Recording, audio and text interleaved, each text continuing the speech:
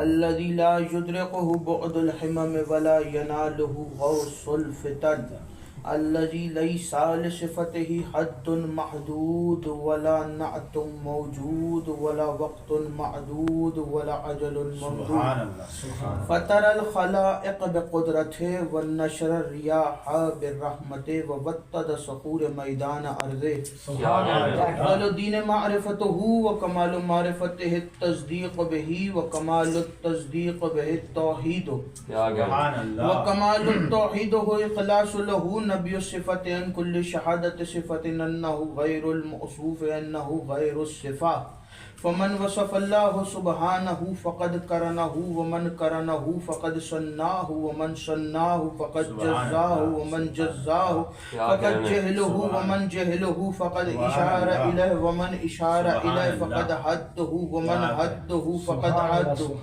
الصلاة والسلام والتحية والإكرام على النبي الرحمة وخازن المغفرة وقائد خير والبركة ومنتظر العباد من الحلقة سيدنا ومولانا بالقاسم محمد اللهم صل على محمد وآل محمد وآله الطيبين الطاهرين المعصومين المنتخبين المنتجبين ولعن الله على أعدائهم ومنكر فضائلهم وغاصب حقوقهم أجمعين أما بعد فقد قال الله تبارك وتعالى في كتابه المجيد وفرقانه الحميد وقوله الحق بسم اللہ الرحمن الرحیم انما ولیکم اللہ والذین یقیمون الصلاۃ راجات کوشش کاوش کو اپنی بارگاہ میں قبول و منظور فرمائے آپ حضرات کا اس فرش پہ چلا آیا میرا عظیم خالق اللہ اپنی بارگاہ میں قبول فرمائے اس فرش پہ آنے کا بہترین اجر عطا فرمائے کوئی غم نہ دے سوائے غم حسین کے لاکھوں دعاؤں کی ایک دعا میرے اللہ قبر کی پہلی رات ہو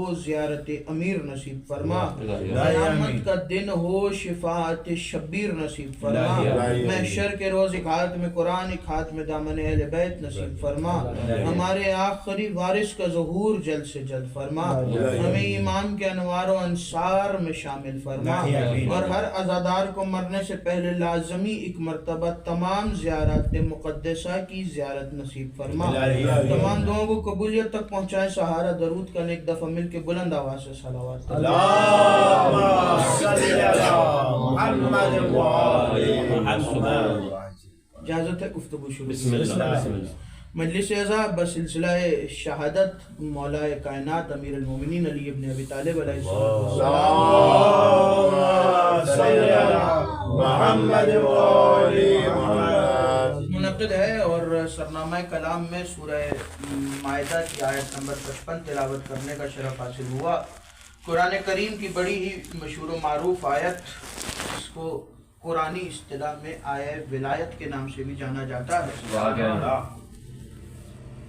ارشاد ہو رہا ہے بسم اللہ الرحمن الرحیم انما ولیکم اللہ ورسولہ والذین آمنوا الذین یقیمون الصلاۃ ویؤتون الزکاۃ وہم راکعون اور وہ اللہ تمہارا ولی ہے اس کا رسول تمہارا ولی اور وہ ولی ہے کہ جو نماز قائم کرتا ہے اور حالت رکوع میں زکوٰۃ دیتا ہے اس سے پہلے کہ بات کو آگے بڑھاؤں توجہ مکمل طور پر میری طرف رہے گی بات سمجھ میں آئے تو اتنا ضرور بولیے گا کہ پتہ چل جائے کہ میرا خطاب سقیفہ کے امیروں سے نہیں قدیر کے فقیروں سے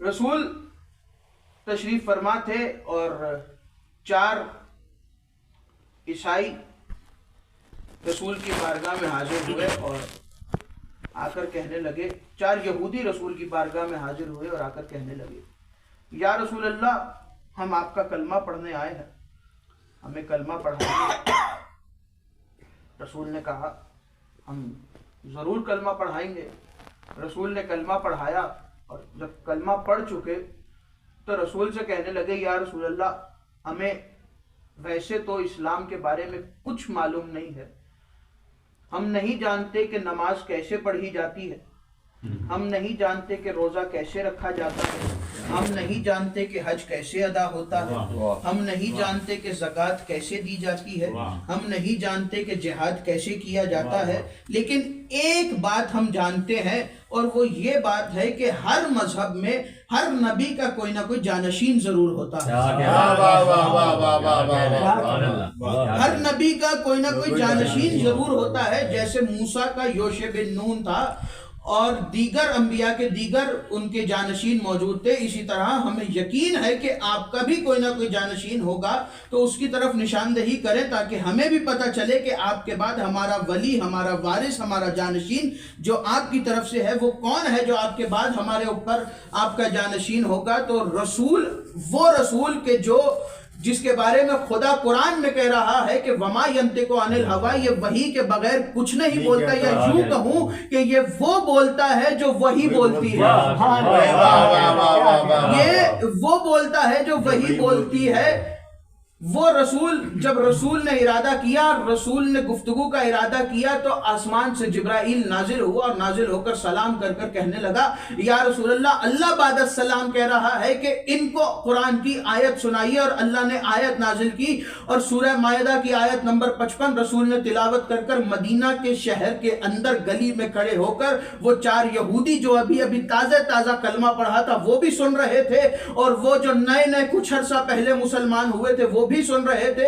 رسول نے آیت کو تلاوت کرنا شروع کیا اور رسول نے فرمانا شروع کیا بسم اللہ الرحمن الرحیم، انما ولیکم اللہ ورسولہ والذین آمنوا الذین یقیمون الصلاۃ ویؤتون الزکاۃ وہم راکعون۔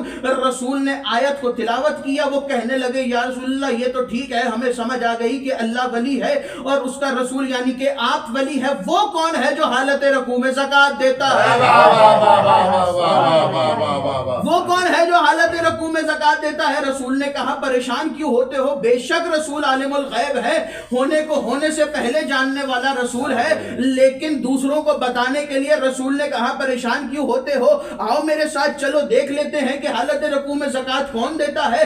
چلتے چلتے رسول آگے آگے چل رہے ہیں، پیچھے پیچھے وہ 4 یہودی جنہوں نے ابھی کلمہ پڑھا ہے وہ چل رہے ہیں، اور پیچھے پیچھے نئے صحابہ جو رسول کی بارگاہ میں آئے ہیں وہ چلنا شروع ہوا، صحابہ کا لشکر ہے، آگے وہ 4 یہودی ہیں اور سب سے آگے رسول علمبردار لشکر بن کے چل رہے ہیں۔ چلتے چلتے رسول مسجد کے قریب پہنچے، جیسے رسول مسجد کے قریب پہنچے رسول نے دیکھا مسجد سے سائل نکل رہا تھا، اور سائل کے ہاتھ میں ایک انگوٹھی تھی، اور سائل اس انگوٹھی کو دیکھ کے مسکراتا ہوا آ رہا تھا۔ رسول نے انگوٹھی کو پہچان لیا، لیکن ہونے کو ہونے سے پہلے جاننے والے نبی نے دوسروں کو بتانے کے لیے پوچھا کہ تم ہے، یہ انگوٹھی کس نے دی؟ توجہ، تم ہے، یہ انگوٹھی کس نے دی؟ کہنے لگا یا رسول اللہ اندر مسجد میں گیا تھا، نمازی نماز پڑھ رہے تھے، میں نے کہا کون ہے جو مجھے اللہ کی راہ میں زکوٰۃ دے؟ تو ایک شخص نے حالت رکوع میں ہاتھ کو بلند کیا، اور حالت رکوع کو جب ہاتھ میں بلند کیا تو میں نے یہ انگوٹھی لے لی۔ رسول نے کہا تم مجھے نشاندہی کر سکتے ہو کہ وہ کون ہے؟ کہنے لگا یا رسول اللہ چلیے۔ رسول ساتھ چلے، سارے ساتھ چلے رسول کے، رسول آگے آگے ہے، وہ سائل رسول کے برابر میں ہے، وہ 4 یہودی پیچھے پیچھے، اور پیچھے اصحاب کا لشکر ہے۔ چلتے چلتے مسجد کے دروازے میں پہنچے، توجہ رکھیے گا میری طرف، جیسے ہی مسجد کے دروازے میں رسول پہنچے رسول نے کہا یہاں تو اتنے سارے نمازی نماز پڑھ رہے ہیں، ان میں سے کس نے تمہیں زکوٰۃ دی؟ مسکرا کے کہنے لگا وہ جو آپ جیسا دکھتا ہے۔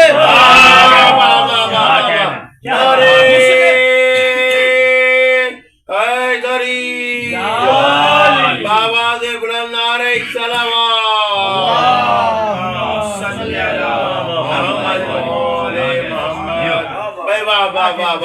یا رسول اللہ اس نے دی جو آپ جیسا نظر آتا ہے۔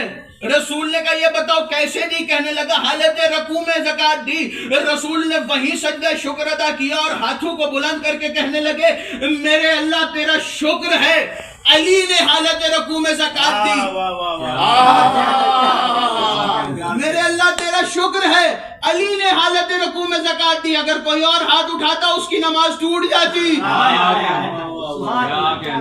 رسول نے یہ کہا، کچھ لوگ جمع ہوئے، اب توجہ رکھیے گا، کچھ لوگ جمع ہوئے اور جمع ہو کر کہنے لگے یہ کیا بات ہوئی؟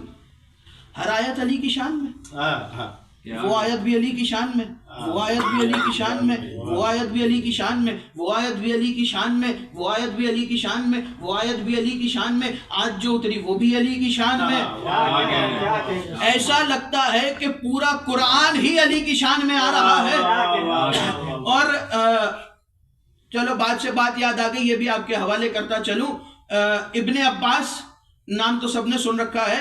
ابن عباس جب شام پہنچے اور فقیر شام کی حکومت تھی شام پہ، تو ابن عباس مفسر قرآن، اور تفسیر ابن عباس آج بھی موجود ہے، اور مشہور تفسیر میں سے ایک تفسیر ابن عباس مفسر قرآن تفسیر کرتے تھے، اور ان کے بارے میں مشہور یہ تھا کہ جب یہ تفسیر کرتے تھے تو جس بھی آیت کی تفسیر کر رہے ہوتے تھے، ہر آیت میں کہیں نہ کہیں سے تفسیر کے درمیان علی کا ذکر ضرور لے کے آیا۔ تفسیر کرتے کرتے ہر آیت میں کہیں نہ کہیں سے علی کا ذکر لے کے آ جایا کرتے تھے، تو لوگوں کو اس سے بڑی تکلیف ہوتی تھی کہ ہر آیت میں علی کا ذکر کرتے ہیں۔ اور ابن عباس کا ایک لقب مشہور تھا، ابن عباس کو کہا جاتا تھا امت کی سیاہی، دا انک آف امہ، امت کی سیاہی کے نام سے لقب مشہور تھا۔ اور کیا علم تھا ابن عباس کا، یہ بھی آپ کے حوالے کر دوں کہ جب ایک دربار میں ایک روم کے بادشاہ نے ایک خط کے ساتھ ایک شیشی کی بوتل بھیجی، اور خط میں لکھ کے بھیجا کہ اگر تم رسول کے جانشین سچے جانشین ہو تو اس شیشی کی بوتل کے اندر کائنات کی ہر شے کو بند کر کے بھیجو۔ اس شیشی کی بوتل کے اندر کائنات کی ہر شے کو بند کر کے بھیجو۔ تو اس نے سر پکڑ لیا، اتنی سی بوتل کے اندر پوری کائنات کیسے سمائے گی؟ جب ابن عباس کو خبر پہنچی تو ابن عباس آئے اور آ کر کہنے لگے پریشان کیوں ہوتا ہے؟ کہنے لگے ابن عباس کوئی حل ہے؟ حل ہے میرے پاس۔ کیا حل ہے؟ بوتل لا کے دے۔ ابن عباس نے بوتل لی، کہنے لگے اس بوتل کے اندر، شیشی کے اندر سمندر سے تھوڑا سا پانی بھرو۔ توجہ، اس شیشی کے اندر سمندر سے پانی بھرو، اور پانی بھر کے اس بوتل کو بند کر کے خط پر قرآن کی وہ آیت لکھو جس میں خدا کہہ رہا ہے ہم نے ہر شے کو پانی سے حیات بخشی ہے، ہم نے ہر شے کو پانی سے حیات بخشی ہے۔ وہ آیت لکھ کے اس شیشی کو خط کے ساتھ واپس بھیجو۔ تو کہنے لگا ابن عباس اتنا علم کہاں سے سیکھا؟ مسکرا کر کہنے لگے بس علی کے ساتھ کچھ راتیں بسر کی تھی، امیر المومنین کے ساتھ کچھ راتیں بسر کی تھی۔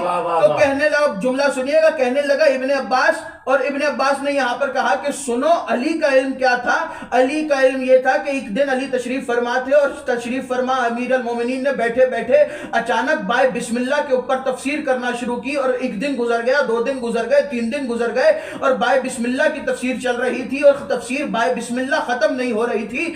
ابن عباس کی طرف دیکھ کے ابن عباس کہتے ہیں کہ امیر المومنین نے میری طرف دیکھا، اور جب کافی دن گزر گئے اور بائے بسم اللہ کی تفسیر نہ ختم ہوئی تو مسکرا کر علی نے کہا ابن عباس یاد رکھنا، میں علی چاہوں تو بائے بسم اللہ کی اتنی تفسیر کروں کہ کائنات بھر جائے لیکن تفسیر ختم نہ ہو، صرف بائے بسم اللہ کی اتنی تفسیر۔ تو کہنے لگا ابن عباس تمہارے اور علی کے علم میں کیا فرق ہے؟ تمہارے اور علی کے علم میں کیا فرق ہے؟ مسکرا کے کہنے لگے بس وہی فرق ہے جو شیشی کے پانی اور سمندر کے پانی میں فرق ہے،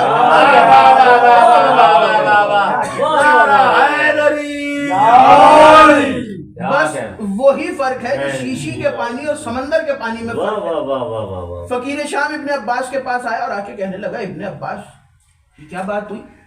ہر آیت میں علی کا ذکر، ہر آیت میں علی کا ذکر، کبھی کسی آیت کو علی سے ہٹ کر بھی اس کی تفسیر بیان کرو، کیا تم ہر آیت میں علی کا ذکر کرتے ہو؟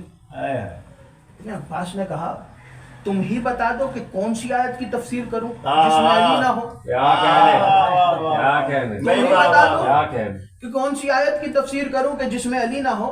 تو کہنے لگا ابن عباس 6666 آیتیں ہیں، کتنی آیتیں ہیں، ڈھونڈو کوئی نہ کوئی ملے گی، اب ضروری تو نہیں ہر آیت کے اندر علی ہو۔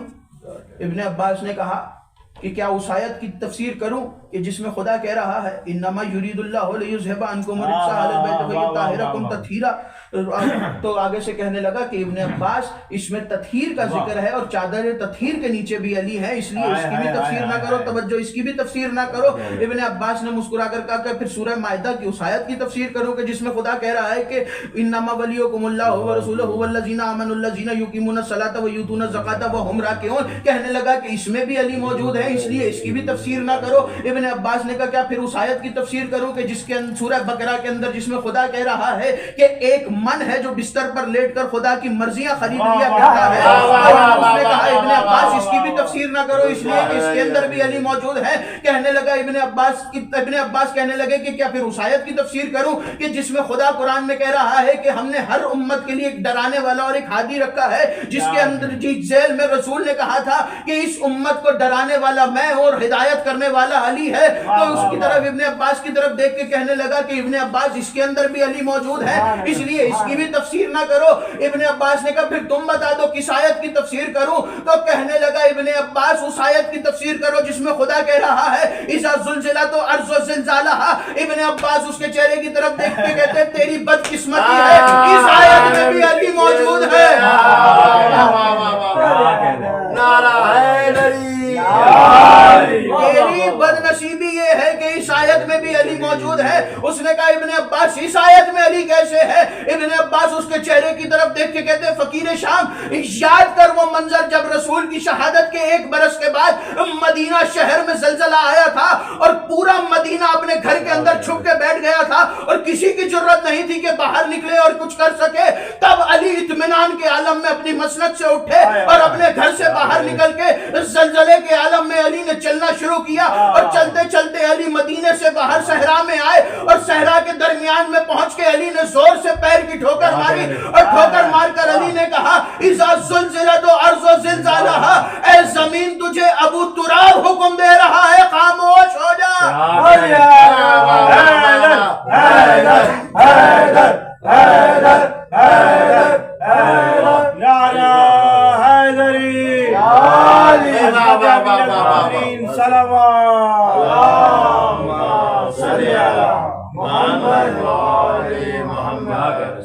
اے زمین تجھے ابو تراب حکم دے رہا ہے خاموش ہو جا۔ تو کہنے لگے ہر آیت علی کی شان میں، یہ کیسے ہو سکتا ہے؟ آپ بھول گئے میں نہیں بھولا، ہر آیت علی کی شان میں۔ ایک شخص کھڑا ہوا اور کہنے لگا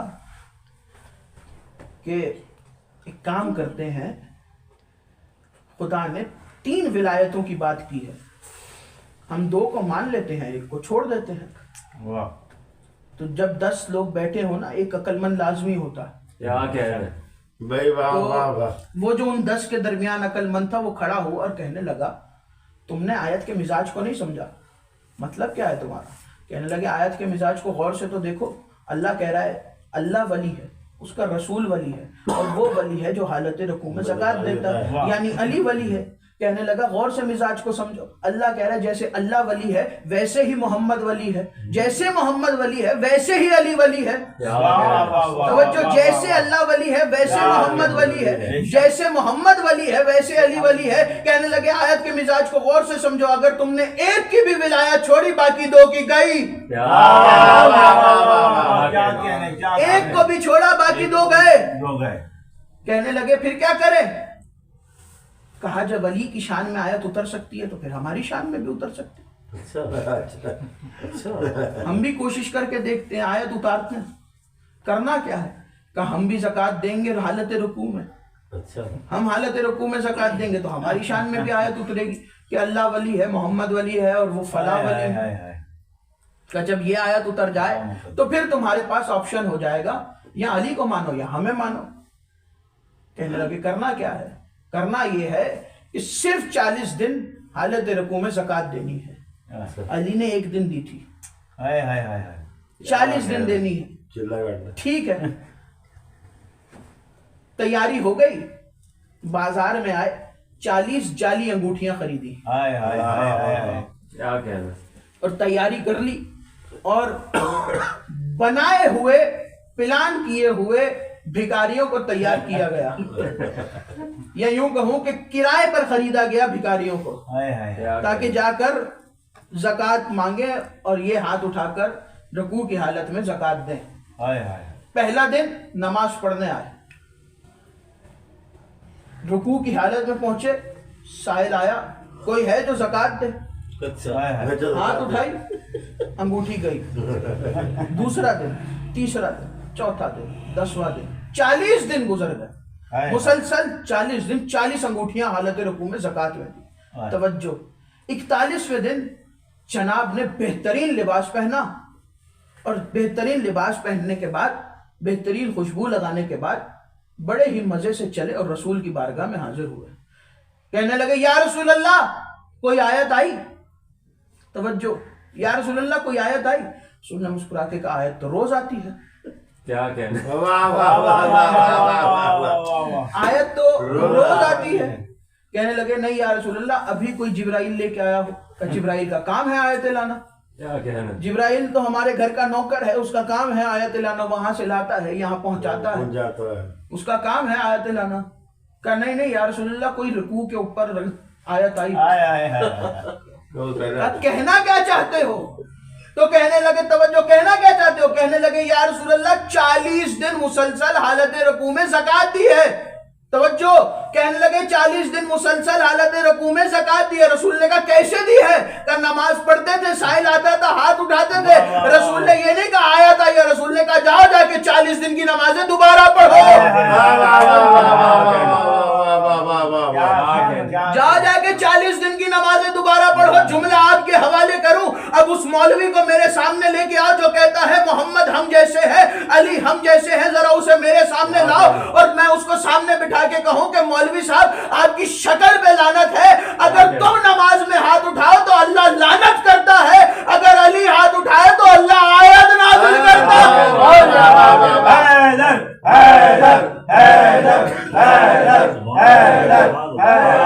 نعرہ ولایت، نعرہ ولایت، نعرہ ولایت، نعرہ حیدری، بابا سے بلند نعرہ سلوات، تم ہاتھ اٹھاؤ تو اللہ لعنت کرتا ہے، کیا کہنا، علی ہاتھ اٹھائے تو اللہ آیت نازل کرتا ہے۔ کیا کہنا، اور بات سے بات آ گئی تو آخری بات کر کے مصائب کی طرف بڑھوں کہ جب 39 دن مسلسل خیبر کے میدان میں رسول روز علم دے کے بھیج رہے تھے تو کسی نے کوئی تیر نہیں مارا، کسی کی جرت بھی نہیں ہوئی کہ مرحب کی طرف دیکھ سکے۔ 39 دن گزر گئے، جب رات آئی، توجہ رات آئی، رسول کے خیمے میں آئے کہ کہنے لگے یا رسول اللہ علی کی یاد آ رہی ہے۔ کیا کہنا، کہنے لگے وہ تو آئے گی، اس لیے کہ اب موت جو گلے پہ لٹک رہی ہے، موت سامنے ہے، علی کی یاد تو آئے گی۔ پوچھنے والے نے پوچھا تھا یا رسول اللہ خندق کے میدان میں 10,000 کا لشکر لے کے گئے، خیبر کے میدان میں 4,000 کا لشکر لے کے گئے، خندق چھوٹی جنگ تھی، خیبر بڑی جنگ تھی، اس کا وجہ کیا ہے کہ وہاں 10,000 یہاں 4,000؟ مسکرا کر کہنے لگے 10,000 کو بھی آزما لیا، 4,000 کو بھی آزما لیا، لڑنا تو اسی نے ہے جو لڑا کرتا ہے، لڑنا تو اسی نے ہے جو ہمیشہ لڑتا ہے۔ تو کہنے لگے یا رسول اللہ کچھ کیجئے، علی کو بلائیے۔ ایک جناب تو آنکھوں میں آنسو اور رو کے کہنے لگے یا رسول اللہ علی کی یاد آ رہی، آئے گی، آج تو آئے گی، جب سر پہ موت کی تلوار لٹکے گی تو علی ہی یاد آئے گا۔ کہنے لگے پریشان نہ ہو، رحمت للعالمین نے انتظام کر لیا، صبح فجر کی نماز سے تھوڑا سا پہلے میرے پاس آ جانا۔ فجر کی نماز سے کچھ دیر قبل رسول نے سب کو جمع کیا خیبر کے میدان میں، اور جمع کر کے کہنے لگے کہ کل میں علم مرد کو دوں گا، کل میں علم مرد کو دوں گا، جو غیر فرار ہوگا، قرار ہوگا، اللہ اور اس کا رسول اس سے محبت کرتا ہوگا، اللہ اور اس کا رسول اس سے محبت کرتا ہوگا، اور وہ اللہ اور اس کے رسول سے محبت کرتا ہوگا۔ میں نے کہا یا رسول اللہ یہ تو سمجھ میں آیا کہ آپ علی کو بلا رہے ہیں، لیکن یہ بھی سمجھ میں آیا کہ آپ نے کہا کہ جو اللہ اور اس کے رسول سے محبت کرتا ہوگا، جو اللہ اور اس کا رسول جس سے محبت کرتا ہوگا، لیکن یہ کیوں کہا آپ نے کہ جو مرد ہوگا؟ یا رسول اللہ یہ جو 39 دن لڑتے رہے کیا یہ مرد نہیں ہے؟ تو رسول کے اس بات کا جواب کوئی نہ دیتا اگر ہمارے امام موجود نہ ہوتے۔ امام جعفر صادق کی بارگاہ میں حاضر ہوا اور حاضر ہو کے کہنے لگا مولا رسول اللہ نے خیبر کے میدان میں کہا تھا کہ کل میں علم مرد کو دوں گا، اس مرد سے مراد کیا ہے؟ وہاں تو سارے مرد تھے، وہاں عورت تو کوئی تھا نہیں۔ تو امام نے فرمایا یہ مردانگی وہ مرد اور عورت والی مردانگی کی بات نہیں ہو رہی۔ اس نے کہا مولا پھر کون سی مردانگی کی بات ہو رہی ہے؟ امام نے فرمایا اس مردانگی سے مراد آج کے دور میں ولایت علی ہے۔ امام نے کہا علی خود ولی ہے اس لیے علی کو علم دیا تھا، اور آج کے دور میں ولایت علی ہے۔ کہنے لگا مولا مطلب کیا ہے؟ مولا نے کہا، توجہ، مولا نے کہا کہ جس کے دل میں علی کی ولایت ہوگی بس وہی مرد ہوگا۔ جس کے دل میں علی کی ولایت ہوگی بس وہی مرد ہوگا، باقی داڑھیوں والے اندر سے عورتیں صرف علی کی ولایت والے مرد۔ تو رسول نے جب حدیث بیان کی کہ کل علم مرد کو دوں گا، فجر کی نماز کے بعد رسول خیبر کے میدان میں ایک ریت کے ٹیلے پر آئے، مدینے کا رخ کیا، آیا ولایت کو تلاوت کیا، تلاوت کرنے کے بعد رسول نے مدینے کا رخ کیا۔ توجہ، رسول کا رخ ہے مدینے کی طرف، اصحاب کا رخ ہے رسول کی طرف۔ رسول کا رخ ہے مدینے کی طرف، اصحاب کا رخ ہے رسول کی طرف۔ رسول نے کہنا شروع کیا بسم اللہ الرحمن الرحیم انما ولیکم اللہ ورسولہ والذین آمنوا الذین یقیمون الصلاۃ ویؤتون الزکاۃ وہم راکعون۔ رسول نے جیسے ہی یہ بیان کیا مدینے کی طرف سر اٹھا کے رسول نے دیکھا اور آواز دے کے کہا یا قاہر العدو یا والی الولی یا مظہر اللہ جائب یا مرتضی علی۔ رسول نے آواز دے کے کہا ناد علی مظہر اللہ جائب۔ ادھر رسول نے ناد علی پڑھی، ادھر مسجد میں بیٹھے ہوئے علی قرآن پڑھ رہے تھے۔ ایک شخص کہنے لگا یار یہ کیا بات کر دی کہ علی قرآن کھول کے بیٹھے تھے؟ میں نے کہا میں کیسے بتاؤں کہ علی قرآن پڑھ رہے تھے یا نہیں پڑھ رہے تھے؟ مجھے تو اتنا پتا ہے کہ علی قرآن کھول کے بیٹھے تھے، آگے میں کیسے بتاؤں کہ علی قرآن پڑھ رہے تھے یا قرآن علی کو پڑھ رہا؟ علی قرآن پڑھ رہے تھے یا قرآن علی کو پڑھ رہا تھا؟ رسول نے کہا ناد علی المظہر اللہ جائب۔ جیسے ہی رسول نے یہ کہا ادھر علی نے قرآن بند کیا اور آواز دے کے کہا کمبر، کمبر کی آواز آئی، جی مالک ممبر، آواز دے کے کمبر ہماری سواری لے کے آؤ۔ ادھر رسول نے پڑھنی شروع کی ناد علی مظہر اللہ جائب تجدہون لک فی النوائب۔ جیسے ہی رسول نے دوسرا جملہ پڑھا مولا علی کی آواز آئی کمبر صرف سواری نہیں لانی، گھر جاؤ اور ذوالفقار بھی لے کے آؤ، گھر جاؤ اور ذوالفقار بھی لے کے آؤ۔ رسول پریشانی کے عالم میں ہے۔ کمبر کہتا ہے کہ میں دوڑا دوڑا علی کے گھر کے دروازے پر آیا اور دروازے پر آ کر میں نے کہنا شروع کیا بسم اللہ الرحمن الرحیم انما یرید اللہ لیذھب عنکم الرجس اہل البیت ویطہرکم تطہیرا۔ کمبر کہتا ہے جیسے ہی میں نے تطہیرا کا الف ختم کیا ادھر دروازہ کھلا، فضہ کے ہاتھ میں ذوالفقار تھی، دروازہ کھلا، فضہ کے ہاتھ میں ذوالفقار تھی۔ کمبر کہنے لگا بہن فضہ ابھی نہ میں نے دروازے پہ دستک دی تھی نہ میں نے بتایا تھا کہ میں ذوالفقار لینے آیا ہوں، تمہیں کیسے پتا چلا؟ آواز دے کے کہتی ہے کمبر تم علی کے غلام ہو، میں زہرا کی کنیز۔ جملہ آپ کے حوالے کروں، ادھر خیبر میں رسول نے کہا ناد علی، ادھر مسجد میں علی نے سنا، گھر میں بطول نے سنا۔ مسجد میں علی نے سنا، گھر میں بطول نے سنا۔ امیر المومنین رسول ناد علی کی تلاوت کر رہے ہیں، ابھی ناد علی ختم نہیں ہوئی، ادھر گھوڑا تیار ہوا، ذوالفقار کو نیام میں لگایا اور نیام میں لگانے کے بعد امیر المومنین اپنے دلدل پر سوار ہوئے اور سوار ہو کر کہنے لگے کہ یہ بتاؤ کہ مجھے خیبر کے میدان میں کتنی دیر میں پہنچاؤ گے؟ وہ علی کہ جس کے مولا کے ہاتھ پر کنکر بولتے تھے، وہ ذوالجہ اپنے دلدل سے گفتگو کر رہا ہے. مولا نے کہا 80 میل کا فاصلہ ہے خیبر کے میدان کا, کتنے لمحوں میں پورا کرو گے؟ کہنے لگا یا علی آپ کن کہیں ابھی فاصلہ پورا ہو جائے. یا علی آپ کن کہیں ابھی فاصلہ پورا ہو جائے. کہا کن سے نہیں پہنچنا, اپنی رفتار بتاؤ. کہنے لگا یا علی رسول نے جو پکارا ہے, علی کی تیاری ہو گئی ہے, رسول نے پکارا ہے, علی کا ارادہ ہو گیا ہے, آپ میرے اوپر سوار ہو گئے ہیں, تو میں وعدہ کرتا ہوں کہ ابھی میرے پچھلے سوم مدینے میں ہوں گے, اگلے مرحب کے سینے میں.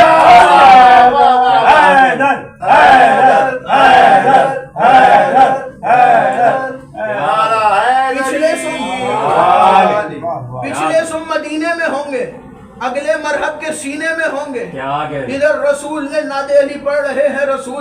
رسول نے کہنا شروع کیا بے علی جن, بے علی جن.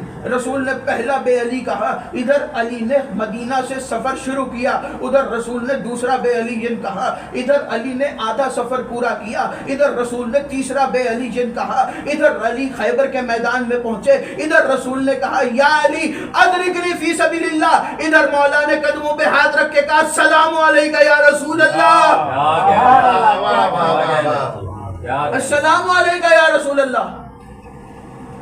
وہ علی کہ جو لمحات میں خیبر سے مدینہ سے خیبر کا سفر طے کرے, وہ علی کہ جس کے لیے قرآن کی آیت گواہی دے رہی ہے. جب دیکھا کہ میدان میں مارنا مشکل ہے تو جمع ہوئے, کہنے لگے کہ علی کو مارنا تو مشکل ہے, کیسے قتل کریں؟ شخص کھڑا ہوا اور کہنے لگا کہ میں جانتا ہوں کہ علی کو کیسے قتل کیا جا سکتا ہے.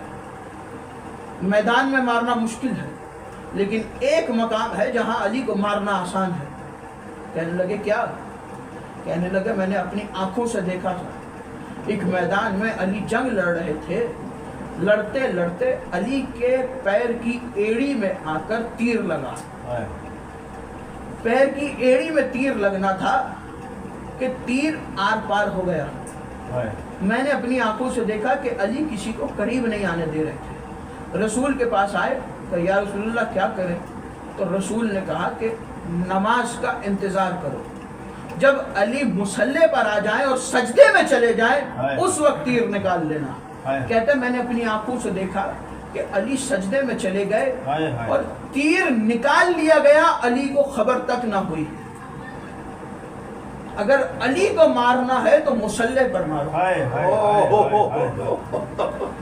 اس لیے کہ جب علی سجدے میں چلے جاتے تو علی دنیا کو بھول کر اس سے گفتگو شروع کرتے. خدا کسی غم میں نہ رلائے سوائے غم حسین کے, جی بھر کے گریا کرنا, جی بھر کے پرسہ دینا. کیا پتا کس کے پہلو میں آج رسول خدا بیٹھے, اپنے بھائی کا پرسہ لینے آئے ہیں رسول اللہ, اپنے داماد کا پرسہ لینے آئے ہیں رسول اللہ. کیا پتا کس کے پہلو میں حسن و حسین بیٹھے ہو, کیا پتا کس کے پہلو میں زمانے کا امام بیٹھا خون کے آنسو رو رہا ہو. اس لیے رونے میں شرمانا نہیں آزاد. یہ آج کا دن آخری دن ہے ہمارے زمانے کے امام کا, صرف کچھ گھنٹوں کا مہمان رہ گیا ہے میرا. سنو گے عزادارو, 17 رمضان آخری خطبہ دیا ہے مولا نے. خطبہ دیتے دیتے کہنے لگے کوفے والو کیا میرا تم پر کوئی حق ہے؟ کہنے لگے یا علی ہماری جان آپ پر قربان. کہا کوفے والو میری ایک وصیت ہے. کہا یا علی حکم کیجئے. آنکھوں میں آنسو آئے, روتے ہوئے کہنے لگے کوفے والو یاد رکھنا کبھی بھی قیدیوں کو پتھر نہ مارنا. کوفے والو کبھی بھی یتیموں کو تنگ نہ کرنا. روتے ہوئے علی نے وصیت کی. پھر آواز دے کے کہا بیٹا حسن عید میں کتنے دن رہ گئے؟ آواز دے کے کہا بابا 12 یا 13 دن رہ گئے. تو روتے ہوئے کہا کہ عید تو وہ منائے گا جو 21 کے بعد زندہ رہے گا، عید تو وہ منائے گا جو 21 کے بعد زندہ رہے گا۔ اس کے بعد ابھی علی خطبہ دے رہے تھے کہ برابر سے مولا کا صحابی ساسا بن سوحان کھڑا ہوا اور کہنے لگا یا علی، پہلے تو بڑے اہتمام سے داڑھی پر خضاب کیا کرتے تھے، اتنے مہینے گزر گئے کہ داڑھی پر خضاب نہیں کیا، یا علی آپ کی داڑھی بغیر خضاب کے اچھی نہیں لگتی، یا علی مجھے حکم دیجئے، مجھے اجازت دیجئے میں بازار سے جا کر خضاب خرید کر لاؤں تاکہ آپ اپنی داڑھی پر خضاب کر لیں۔ ساسا کی طرف دیکھ کے کہنے لگے ساسا، علی خضاب تو کریں گے لیکن اس مرتبہ ایسے خضاب سے خضاب کریں گے کہ جس کا رنگ قیامت تک نہیں اترے گا۔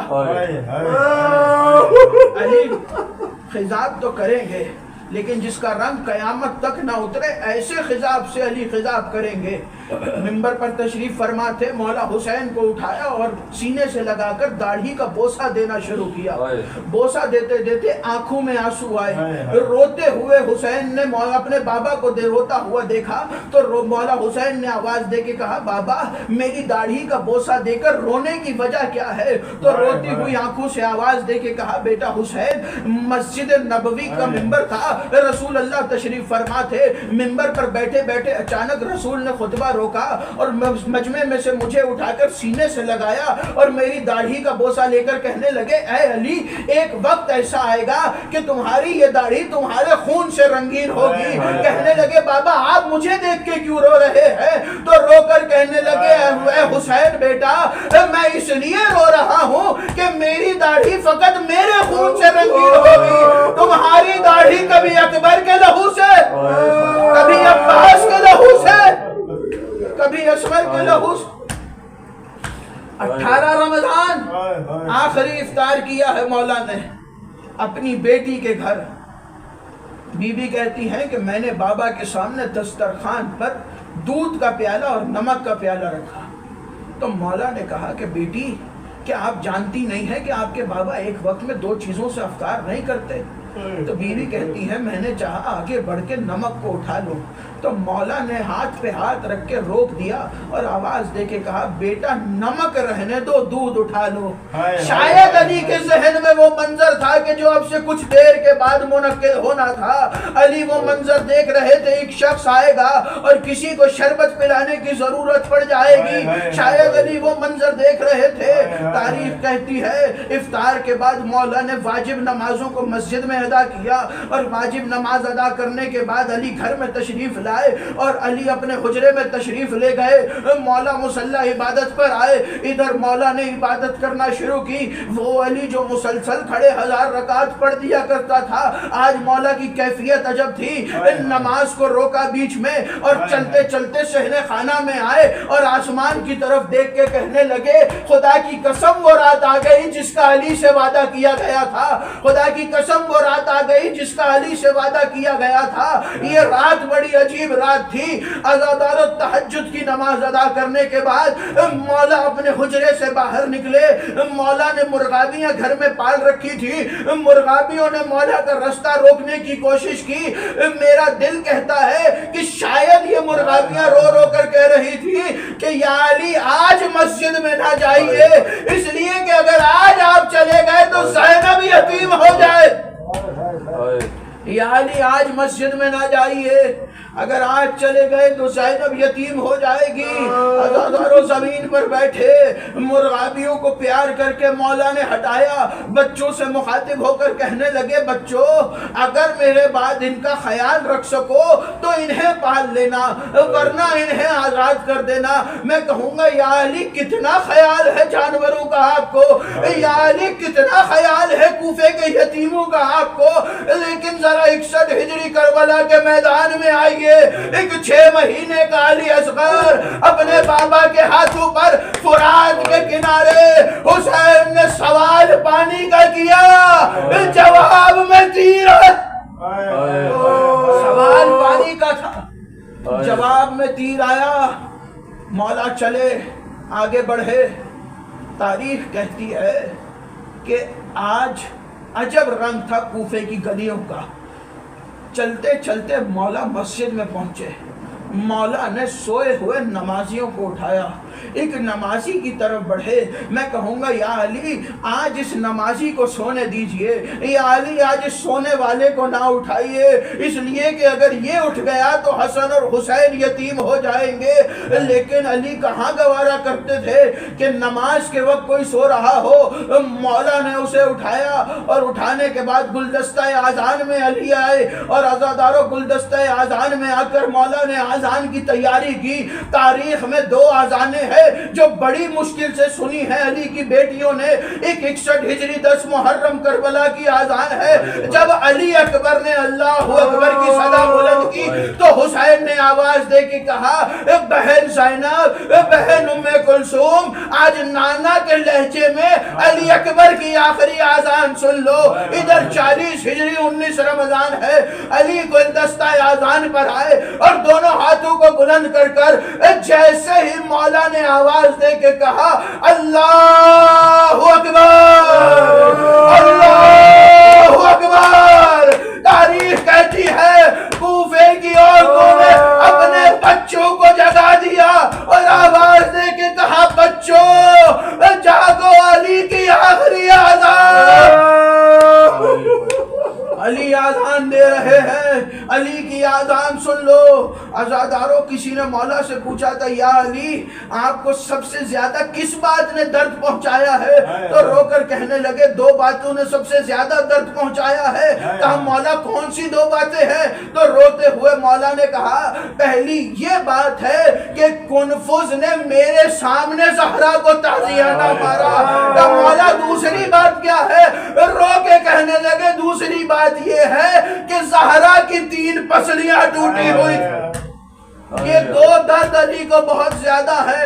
آزاداروں آذان دینے کے بعد مصلی عبادت پر آئے، آخری 2 جملے سن لینا۔ مصلی عبادت پر امیر المومنین آئے، تکبیرۃ الاحرام باندھنے کے بعد مولا نے نماز کا آغاز کیا۔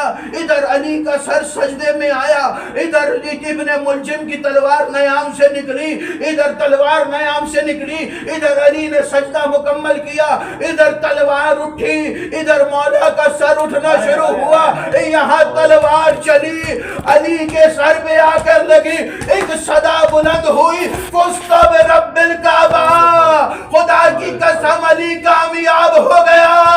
جبرائیل نہا کر رہا تھا تحتمت واللہ ارکان الہدى، قد قتل امیر المومنین، قد قتل امیر المومنین،